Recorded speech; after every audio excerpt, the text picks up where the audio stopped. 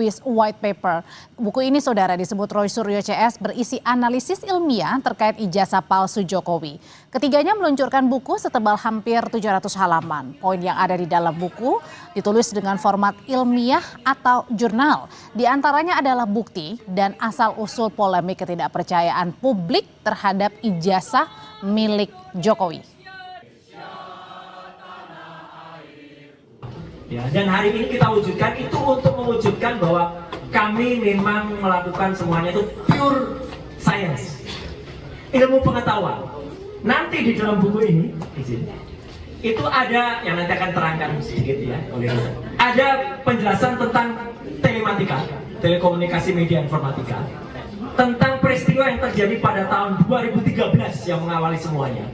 Ketika seseorang mengaku lulusan UGM tetapi IPK-nya katanya di bawah 2. Ya. Dan itu menimbulkan pertanyaan di masyarakat. Itulah yang mengawali semuanya. Itu ada cerita dalam buku ini.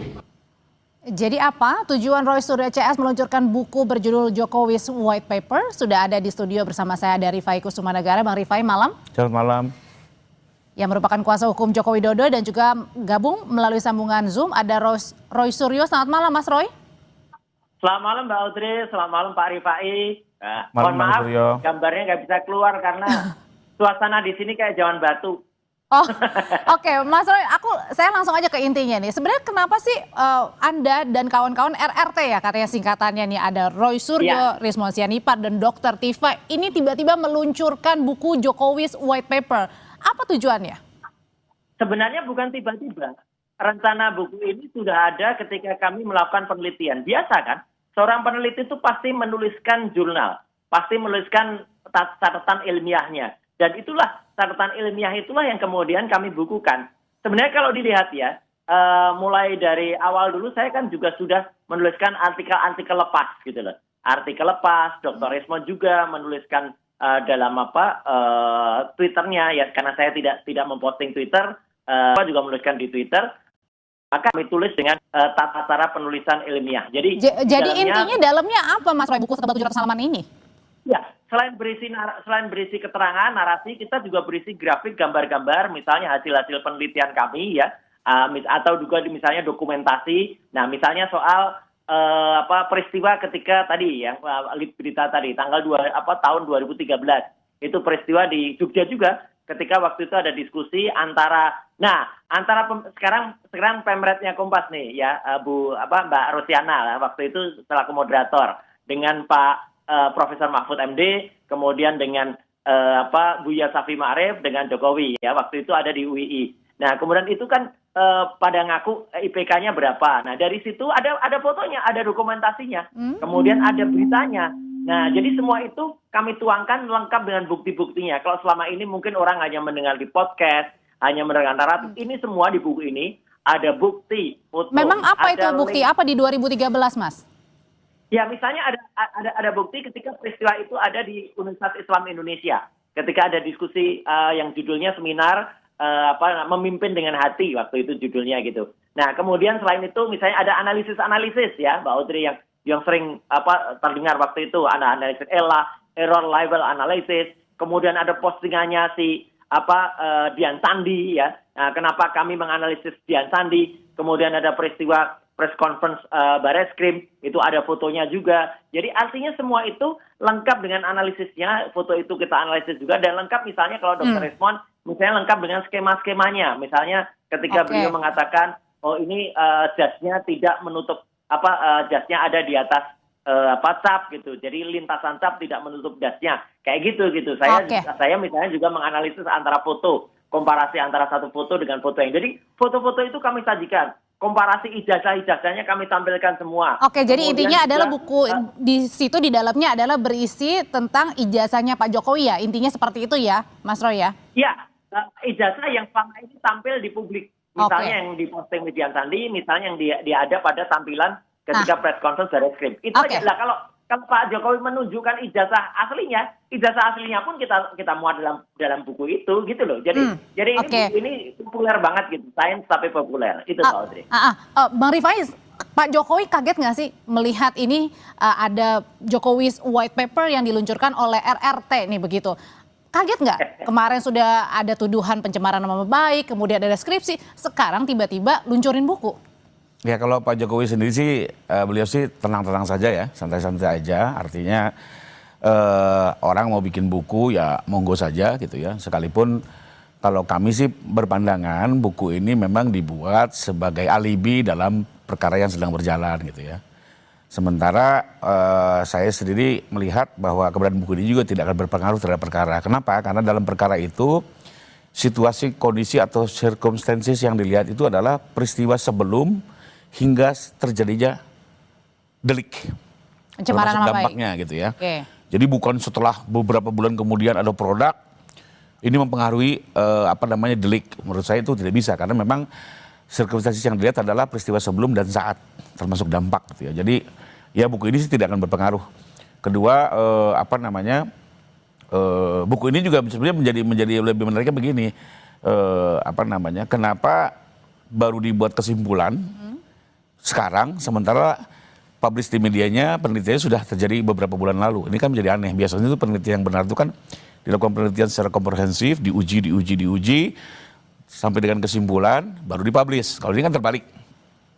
Sudah di mana-mana publishnya, tuduhan-tuduhan Jokowi jasa palsu, tapi baru sekarang ada bukunya. Jadi ini apa yang dilihat dari segi tata waktu udah nggak ketemu gitu ya. Sehingga kalau kami sih tetap dalam pendirian, kami melihat bahwa dalam kaitan pelaporan Pak Jokowi ini tindakan-tindakan yang dilakukan itu di luar dari penelitian akademis ya. Sebagaimana masyarakat juga tentu bisa menilai lah mana penelitian yang benar, mana yang tidak ya.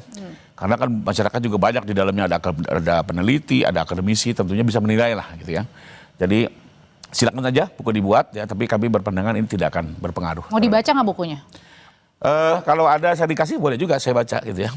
Satu lagi juga kalau memang ini penelitian yang objektif ya dan betul-betul akademis harusnya juga diberikan ruang dong bagi pihak Pak Jokowi untuk memberikan klarifikasi termasuk UGM.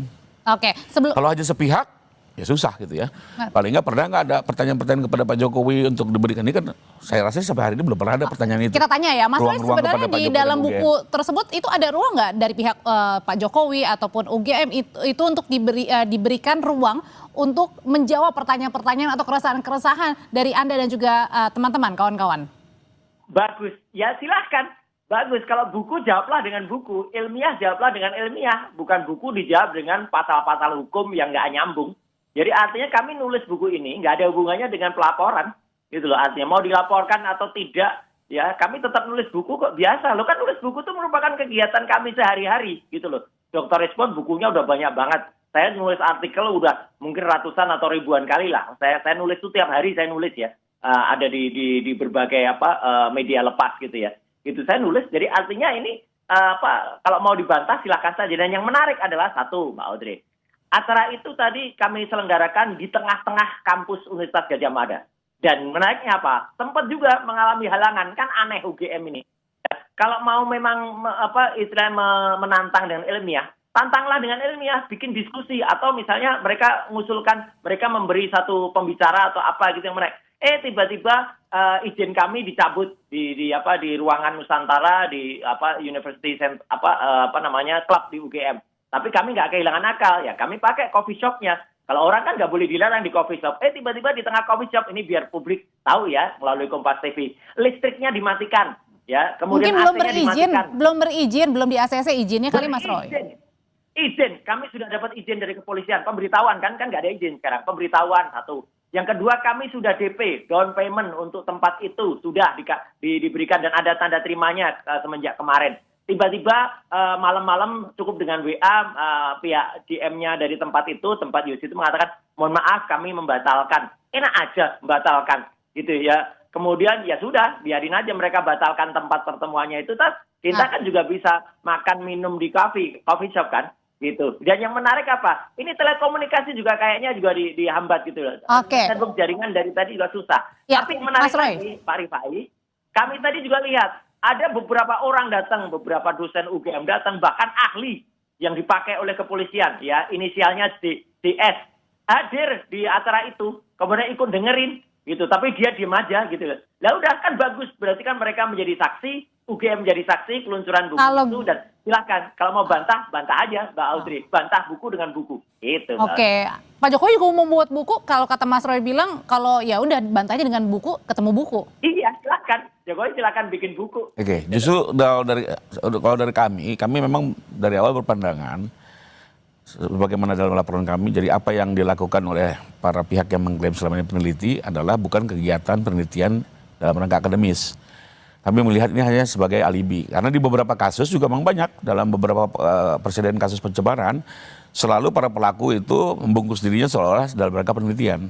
Tapi kembali lagi juga dalam perjalanannya selama ini, para penegak hukum termasuk para hakim juga tidak mudah terkecoh. Ya, jadi kembali lagi silakan aja, ini bagian dari cara berargumentasi ya bahwa ini penelitian, tapi kami tetap dalam kesimpulan bahwa yang kami laporan ini jauh dari penelitian. Nanti kita lihatlah di persidangan. Tetap berjalan artinya itu ya? Betul.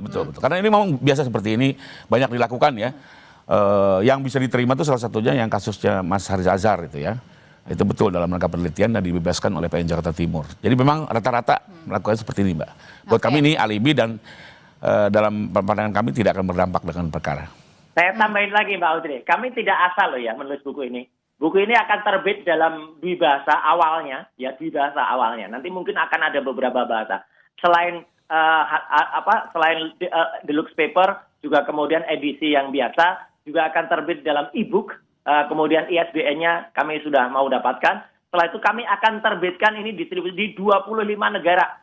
Jadi biar masyarakat tahulah isi sebenarnya apa, dan biarkan masyarakat yang menilai lah. Gitu, masyarakat Mas menilai Roy, sebenarnya kasusnya itu kayak apa gitu.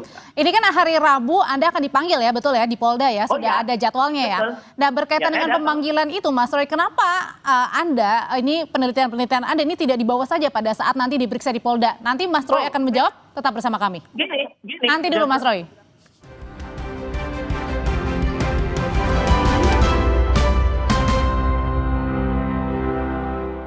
Aku FIFA melewati 7 tahap nano